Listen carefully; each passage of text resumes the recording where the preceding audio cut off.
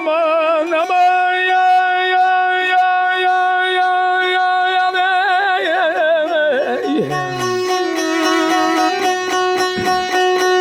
ah yar hey ya ya ya ya aman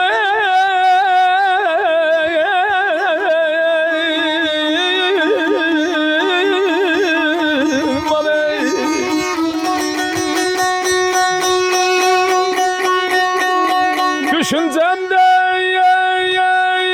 yaxşıca yer salsan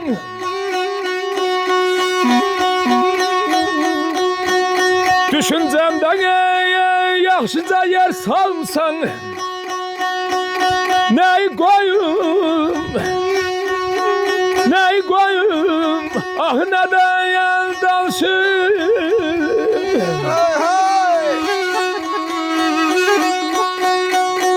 mevzumu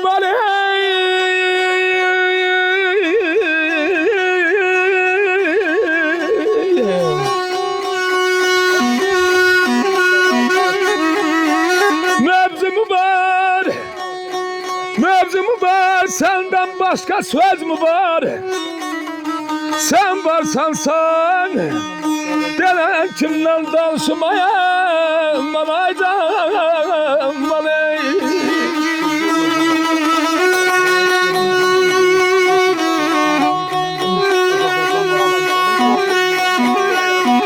var olun ay dostlar bizim güzel dostumuz cavan şairimiz benim dostum, hamımızın dostumuz, kardeşimiz Eyvaz müəllimin bir sözü yadıma düşdü, onu deyirəm.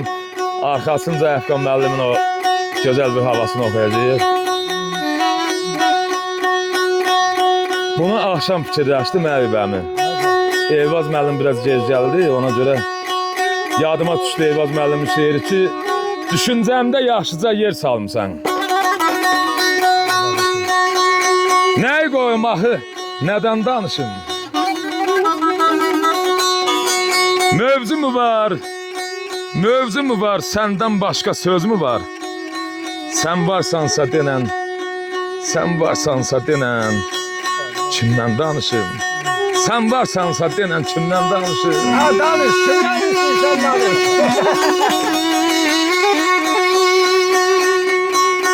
Ha axtarsam, ay dostlar. Ha axtarsam, ha aradım tapmadım. Ha yeridim, ha yürüdüm çatmadım. Eyvəm, ilan vurdu. İlan vuran yatdı, mənsə yatmadım. Gecə gündüz elə səndən danışım. Elə gündüz, gecə səndən danışım. Danış görək, nə deyirsən?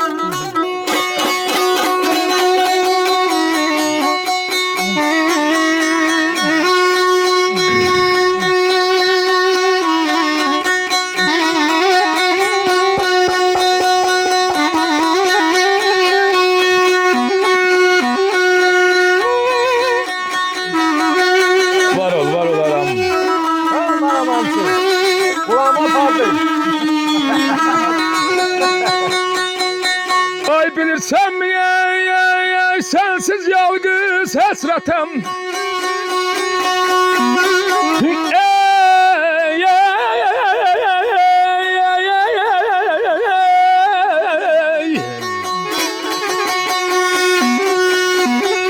Bilirsen mi sensiz yalgız hasretim.